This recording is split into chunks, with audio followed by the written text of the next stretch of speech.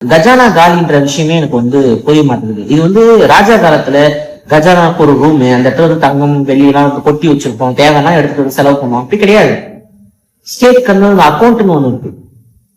அதாவது வருமானம் எப்படி நம்ம வருது ஸ்டேட்டுக்கு? அஞ்சல் துறை, அப்புறம் இந்த ஸ்டாம்ப், அப்புறம் இந்த பத்திரப்பதிவு, அப்புறம் நம்ம கட்டுற வரி பணங்கள், வீட்டு வரி, ரோட்டு வரி, தண்ணி வரி, இதெல்லாம் கட்டுறோம். கரண்ட் பில் அதுல வரி போகுது. ஸ்டேட்டுக்கு ஜிஎஸ்டி இருக்கு.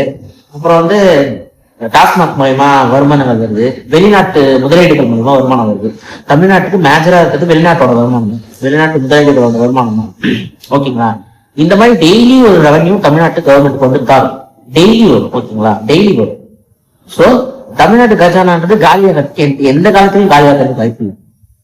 இதுக்கு முன்னாடி பேண்டமிக் சுச்சுவேஷன் அப்பதான் டிஎம்கே ஆட்சி கையில எடுத்தாங்க. அப்போ அவங்க வெள்ளை அறிக்கை கொடுத்தா சொன்னாங்க பாத்தீங்களா, வெள்ளை அறிக்கை ஃபர்ஸ்ட் டிவிக்கு எல்லாம் கொடுக்குதுன்னு. அது தப்பு. பிடிஆர், அதாவது பழனிவேல் தியாகராஜன் 2021 அப்போ பேண்டமிக் சுச்சுவேஷன், கொரோனா டைம், அப்போ அவர் வெள்ளை அறிக்கை காட்டினார் என்ன நிலைமைன்னு சொல்லிட்டு. சோ இவங்கெல்லாம் பிரபகண்டா பண்றதெல்லாம் ஃபேக். ஓகேங்க.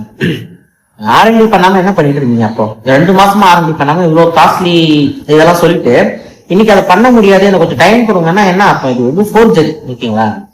எலெக்ஷனோட இதுல என்ன சொன்னீங்க, கரண்ட் பில் எல்லாருக்குமே நான் பண்றேன், 200 யூனிட் எல்லாருக்குமே ஃப்ரீ தரேன்னு சொல்லிட்டு இன்னைக்கு 500 யூனிட் உள்ள யூஸ் பண்ணா மட்டும்தான் ஃப்ரீ. இது பித்தலாம். நிறைய பேர் என்ன சொல்றாங்கன்னா இது ஏழைகளுக்கு ஹெல்ப்ஃபுல்லா இருக்கும். கரெக்ட், நான் ஏழைகளுக்கு ஹெல்ப்ஃபுல். பட் நீங்க சொன்னது என்ன சொல்லிருக்கீங்க, 500 யூனிட் உள்ள யூஸ் பண்ணாதான் சொல்லிருக்கீங்க. அதை பண்ணல, போர்ஜரி பண்ணிருக்கீங்க. நாளைக்கு 6 சிலிண்டர் கொடுக்குறேன்னா வீட்டுல 8 பேர் இருந்தாதான் 6 சிலிண்டர் ஃப்ரீன்னு அதை சொல்லிட்டா அதுக்கும் முட்டு கொடுப்பீங்க. சோ கண்மூடித்தனமா முட்டு கொடுக்காம தயவு செஞ்சு கேள்வி கேளுங்க. 2 மாசமா என்னடா பண்ணிட்டு இருந்தேன் கேள்வி கேளுங்க. இது வேற கேள்வி கேட்டா கேள்வி கேட்கறவங்க அக்கௌண்ட்லாம் பிளாக் பண்றாங்களா? இது என்ன கருத்து சுதந்திரம்னு எனக்கு தெரியல.